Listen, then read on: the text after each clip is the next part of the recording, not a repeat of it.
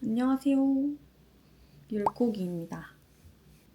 오늘은 제가 영상을 왜 집에서 켰냐면요. 고소를 한 후기를 들려드리고자 이렇게 영상을 켜게 됐는데요. 사실 제가 고소장을 딱 쓰면서 찍었던 영상이 있거든요. 이게 언제 이를 제가 고소를 한 거냐면 작년 8월에 이제 벌어진 일이에요. 작년 8월에. 지금 많은 시간이 흘렀는데 원래는 그 첫 영상을 찍으면서 고소장을 작성하면서 이거를 내가 무슨 경찰 연락을 받거나 그럴 때마다 이제 분기별로 찍어야겠다. 사건이 마무리가 될 때까지 이제 그러려고 했는데 이제 계획은 그렇게 했으나 그때 이후로 영상을 딱 지금 처음 킵니다. 많은 시간이 흐르고 많은 이야기가 있었지만 영상을 처음 켜요. 이제 사람이 참 바빴어요. 그래서 오늘 그거에 대해서 얘기를 이제 해볼까 하는데 제가 이 영상을 찍는 이유를 먼저 말씀을 드려야 될 것 같아요. 저는 그 댓글을 작성한 그 사람을 뭐 조롱하거나 비난, 같이 욕하자 이러기 위해서 영상을 준비를 하는 게 아니라 저처럼 아예 고소 준비가 처음인 사람들 혹은 변호사 없이 이런 댓글 고소를 준비를 하시는 분들한테 조금이나마 도움이 됐으면 하고자 영상을 이제 준비를 하게 됐고요. 그리고 또 하나는 일종의 경고인 거예요. 유튜브도 잡히니까 댓글 조심해서 달아라 라고 경고를 하는 겁니다, 지금. 그런 목적 때문에 이제 영상을 준비를 했으니 이제 우리 보시는 구독자 여러분들도 댓글에 너무 심한 비난이나 그런 조롱성 발언은 조금은 삼가해 주시길 바랍니다. 저라고 뭐 욕을 하기 싫겠습니까? 하지만 이미 다 끝난 일이니 어쨌든 일단은 제가 적어둔 게 있거든요. 말을 너무 못할 것 같아서 적어둔 거를 약간 읊어보도록 하겠습니다. 근데 제가 아까 그 작년 8월인가에 그런 댓글이 달렸다 했잖아요. 근데 사실 이게 채널 특성상이라고 설명하는 게 맞을지 모르겠지만 어쨌든 운동복이라는 것 자체가 조금 누군가에겐 그런 자극적일 수 있는 뭐 그런가 보죠? 그렇다 보니까 채널 초반부터 지금 한 2년 좀 넘었나? 2023년에 시작했으니까 꾸준하게 그런 댓글은 달려왔었어요. 정말 꾸준하게. 근데 처음에는 그냥 차단하고 삭제하고 욕도 해보고 같이 댓글도 달아보고 나도 걔한테 맞대응도 해보고 뭐 이거저거 다 해봤는데 그래도 뭐 해결되는 건 없더라고요.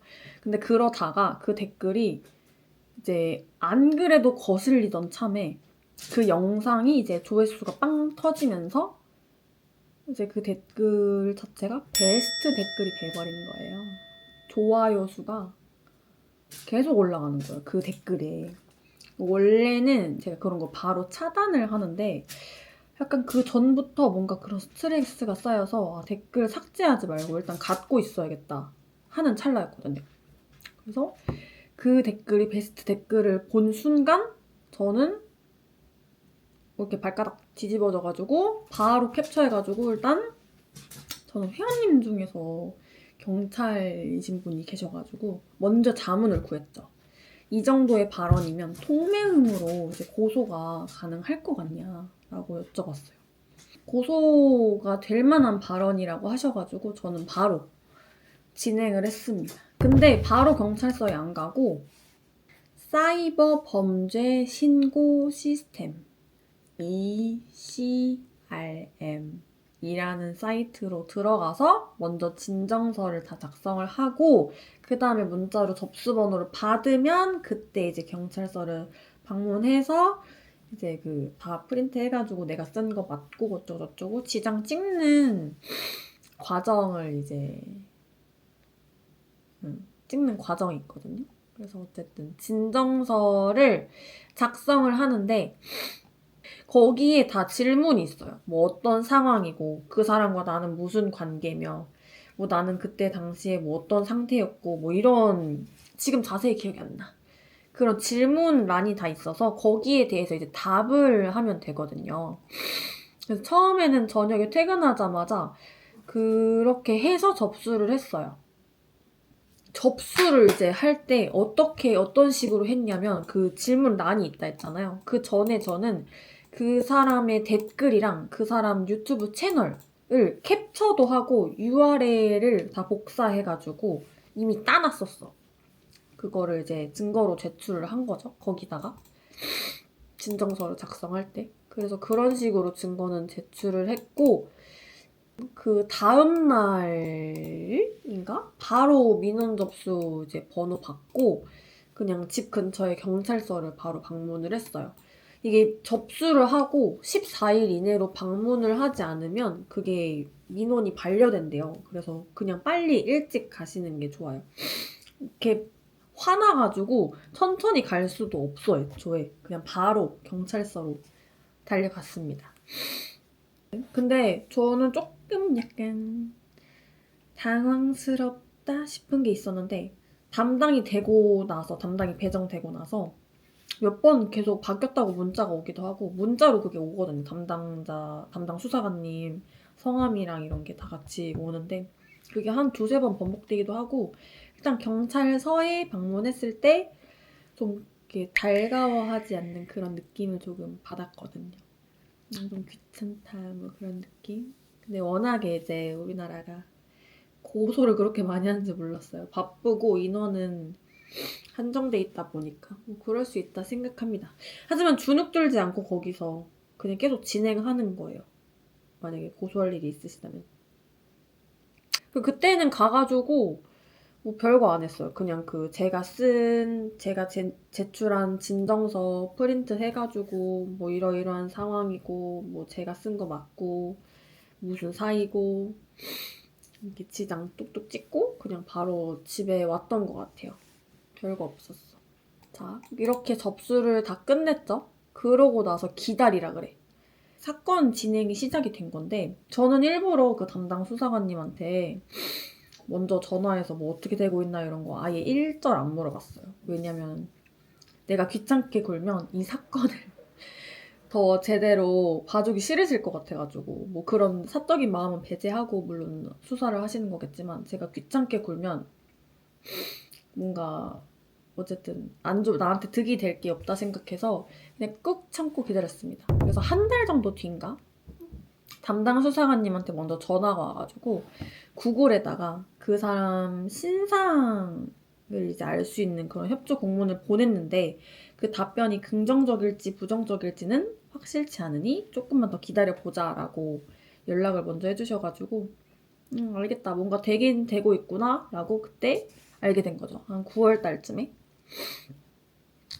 이제 그러다가 한 11월쯤인가? 또 한두 달 뒤에 수사관님이 이제 연락이 오신 거예요.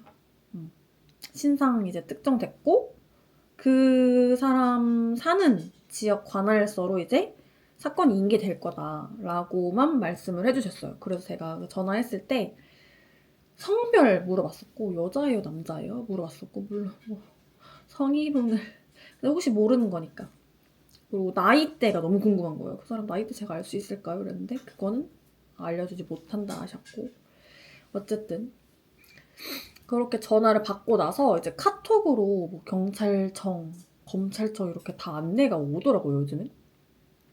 그래서 그렇게 전화 받고 카톡으로도 안내를 받았어요. 그 사람 관할로 사건이 인계되었다. 뭐 담당 수사관 누구누구 이런 식으로.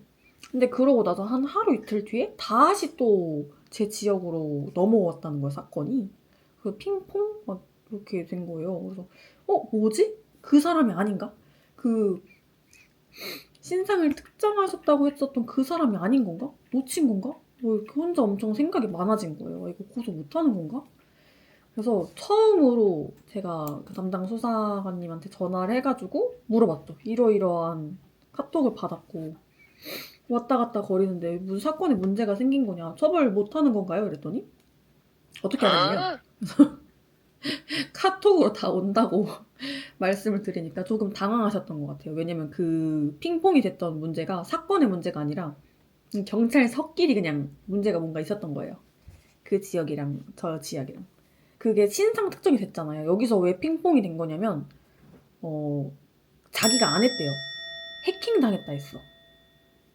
그리고 자기가 쓴 댓글이 아니기 때문에 어쨌든 자기가 안 했다 해가지고 다시 그냥 재수사가 시작돼야 되는 거예요. 그래서 이때가 한 11월쯤에. 그래서 이때 이렇게 마지막으로 통화했을 때 수사관님이 아예 대놓고 말했어요. 이거 다시 어쨌든 뭐 해킹에 대한 뭐 그런 거나 그런 걸 찾아봐야 되는, 수사를 해야 되는 부분이라서 시간이 조금 많이 걸릴 수도 있겠다. 조금만 기다려 달라고 그냥 말하셨어요. 그러고 나서 진짜 계속 기다렸어요. 그냥. 근데 이걸 기다린다라고 말한다기보다는 그냥 잊고 살아야 돼요. 아, 내가 고소했었나? 이럴 정도로. 그냥 뇌에서 빼놨어요. 아예 그냥 알아서 되겠지 이러고 아예 신경을 안 썼어요. 막 언제 연락 와 이렇게 되면은 그 자체도 나한테 스트레스가 지속되는 것 같아서. 그리고 이미 고소를 진행하기 전에 정보를 이것저것 제가 찾아볼 때 이런 얘기가 되게 많았어요. 그냥 잊고 살아라. 그래서 잊고 살았습니다. 그래서 변호사 없이 제가 진행을 한 거기 때문에 그냥 잊고 살고 경찰 수사관님을 믿는 거밖에는 답이 없었어요. 그래서 이때도 먼저 연락을 드리고 싶었지만 알아서 잘 해주시겠거니 하고 그냥 기다렸습니다. 그래서 이제 시간이 흐르고 흘러서 올해 1월이 된 거예요. 1월이 되고 이제 수사관님한테 연락을 받았어요. 혐의 인정을 했다. 자기가 했다고 인정을 했다고 합니다. 그래서 이제 사건이 경찰이 아니라 검찰로 인계될 거라고 연락을 받았고 이제 뭐 사건에 대한 컨택은 검찰로 넘어가서 그 연결된 검사님이랑 이제 하면 된다고 안내를 받았던 것 같아요. 그러고 나서 진짜 좀 빠르게 며칠 뒤에 바로 검사님한테 전화가 왔어요. 제일 먼저 저한테 검사님이 여쭤보신 게 합의할 의사가 있냐 였어요. 합의할 의사가 있냐. 근데 저는 애초에 고소장을 접수하면서부터 깜빵에 넣을 거야. 이게 아니라 더 이상 악플에 시달리지 않기 위해 반성문을 꼭 받아내리라. 이 마음을 가지고 있었기 때문에 사실 합의 의지가 있는 거였죠. 그래서 바로 합의 의지가 있다고 말씀을 드렸고 그러고 나서 검사님이 좀만 더 기다리면은 형사조정실이라는 데에서 저한테 연락이 올 거라고 해서 그렇게 전화를 끊었고 그리고 또 기다렸습니다. 연락이 오겠거니. 그래서 2월이 됐어요. 2월에 조정실에서 연락을 받았습니다. 형사조정실에서 연락을 받았을 때는 그냥 정말 형사조정 날짜를 잡기 위한 통화였고요. 그래서 언제 출석을 할 수 있는지 뭐 그런 내용을 통화를 했던 것 같아요. 그래서 근데 그 조정위원 비서 같은 분이 저한테 대면으로 이렇게 합의를 진행을 해도 괜찮으시겠어요? 라고 여쭤보시더라고요. 근데 저는 그 비대면 신청 자체를 검사님이 알아서 그냥 해주신 것 같아요. 전 따로 뭐 신청을 하는 게 없었거든요. 그냥 제가 검색하기로는 성범죄로 들어가서 통매음은 이렇게 못 본다, 가해자를 못 본다라고만 알고 있었는데 그게 또 아닌가 봐요. 그래서 저는 따로 신청한 적이 없어서 이때는 그냥 오기로 이 새끼 쌍판대 아니 이거 그냥 얼굴이라도 보자 어떻게 생겨 먹었나 하고 진짜 완전 쏙 쿨하게 괜찮아요. 마주쳐도 상관없어요. 라고 대답을 했는데 후회합니다. 만약에 여러분들 같은 경우는 그런 일이 생기면 안 되지만 만약에 생긴다면 무조건 비대면 하시는 걸 추천드려요. 그래서 왜 그런지는 이따가 말해드릴게요. 그래서 그 다음 달인 3월에 형사조정 날짜에 맞춰가지고 검찰청에 출석을 했습니다. 제가 방금 전에 대면 조정을 후회한다고 한 게 왜 그랬냐면 되게 아무렇지 않을 거라 생각했거든요. 오히려 그냥 내가 더 당당하니까 사실 나는 피해자의 입장이고 잘못은 그 사람이 했으니까 내가 보는 게 뭐 대수인가 이랬는데 들어가자마자 그 대기실이 따로 있는데 대기실에 딱 앉아있는 거예요. 그래서 단 둘이 이제 대기실을 쓰게 되는 상황이었어서 거기서부터 일단 잔뜩 찌그러든 거죠. 이렇게 단둘이 있는다고? 근데 어쨌든 그 댓글 내용 자체도 저를 성희롱을 한 거잖아요. 그렇다 보니까 그 나를 쳐다보게 됐을 때 그런 시선? 나를 또 어떻게 보겠지? 무대 어딜 보겠지? 이런 게 기저에 깔려 있어서 조금 무섭더라고요. 기분이 안 좋았어요. 나를 그냥 본다는 것 자체가. 그래서 저는 대기실에 쓰지 않고 복도에 그냥 서 있었습니다. 복도에 그냥 쭈구리처럼 서 있었고요. 이제 시간이 돼서 합의실로 들어가서 딱 이렇게 3자 대면을 합니다. 그래서 합의할 때는 제일 먼저 합의조정위원이 사과를 먼저 시켜요. 그분한테. 처음 보는 거 아니냐 하면서 사과를 먼저 시키고, 근데 사실 사과도 탐탁치 않았어요. 어쨌든 자기가 한 게 아니라는데 사과를 시키고 하니까 이렇게 좀 언짢으셨나 봐요. 그래서 2차 위축하고 분노가 함께 타오르기 시작하면서 기분이 매우 안 좋아졌었어요. 합의를 진행을 하면서. 그래서 합의 순서 같은 경우는 저한테 먼저 발언권을 주세요. 근데 제가 그때 적어갔었어요. 합의 조건들이라던가 나의 그때 심정에 대한 것들을 이제 다 적어갔었거든요. 그래서 제가 먼저 이제 말을 하고 그 상대방이 조건에 대해서 어떻게 생각하냐 뭐 이런 식의 순서였는데 제가 좀 그걸 조건을 말할 때 좀 당당하게 말하고 싶었는데 너무 긴장되고 막 떨리는 거예요. 그래서 1차, 2차 위축에 있었잖아요. 대기실 같이 있었지? 사과하는데 좀 막 탐탁치 않지? 이래가지고 잔뜩 쭈그러든 상태에서 그거를 그렇게 말하려니까 좀 많이 덜덜 떨면서 말했던 것 같아요. 거의 염소였어요. 짜증나.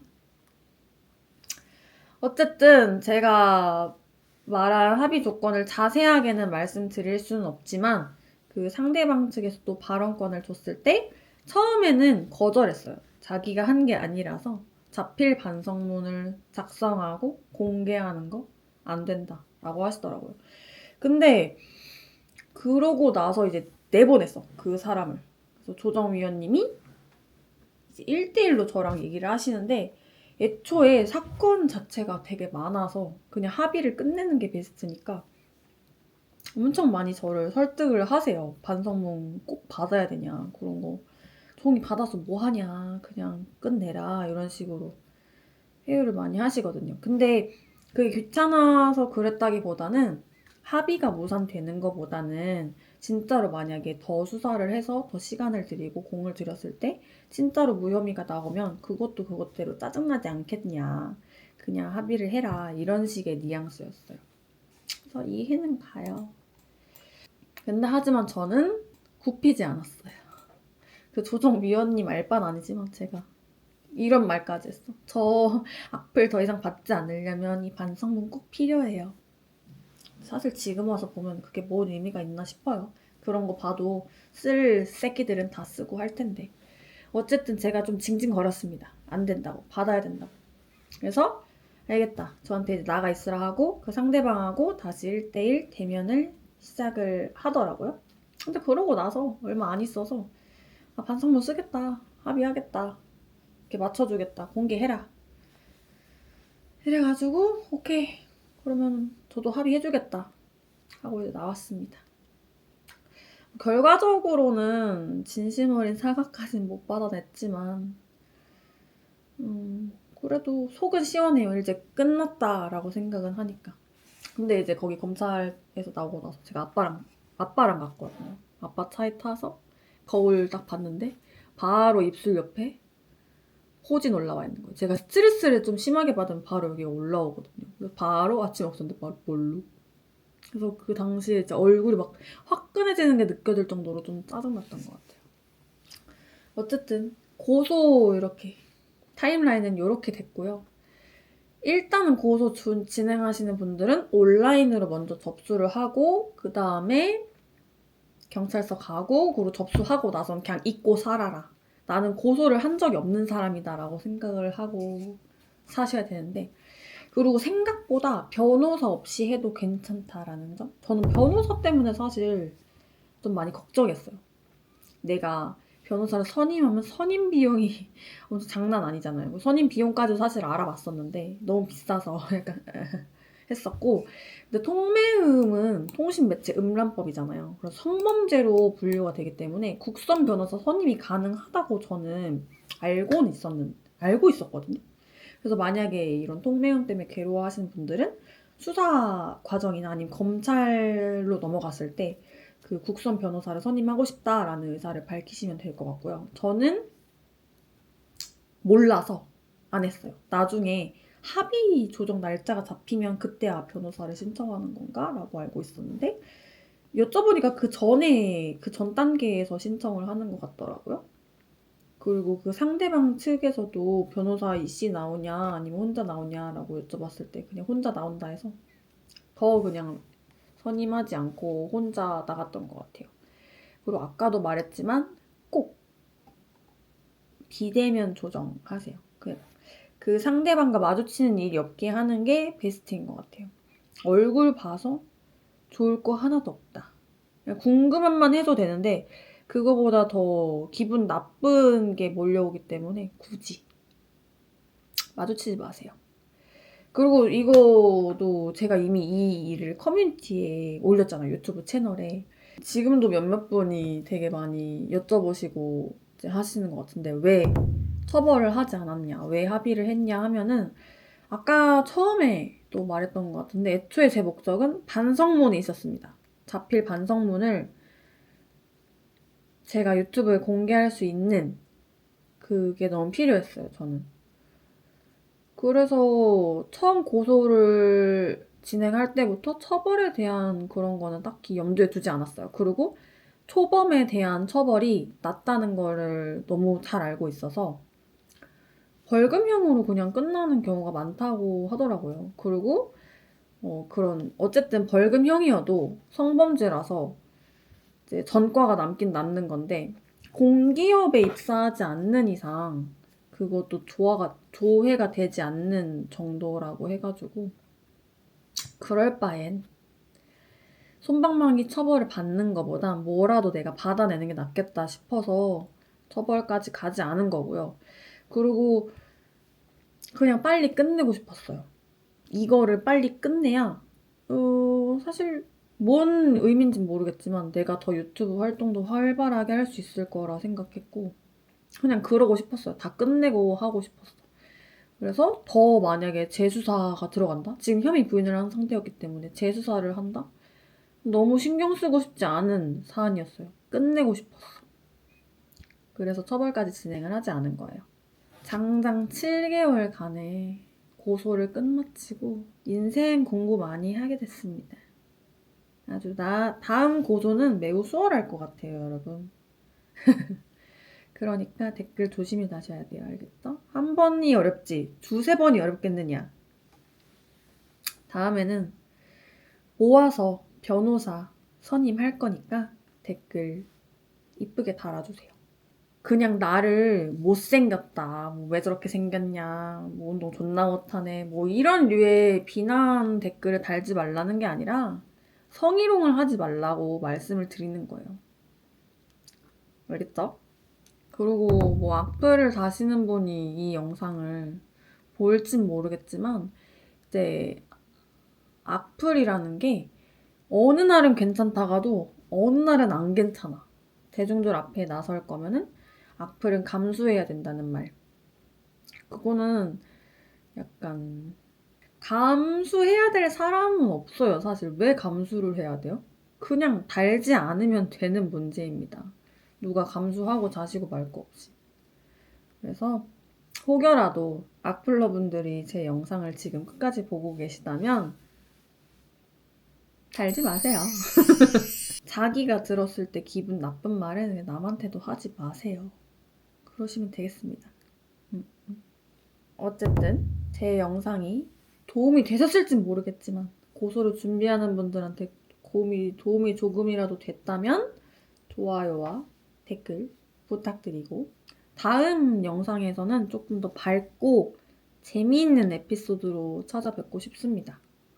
그래서 어쨌든 항상 많은 관심과 애정 쏟아 부어주시는 우리 구독자분들께 너무 감사드리고요. 여기서 인사드리도록 하겠습니다. 안녕!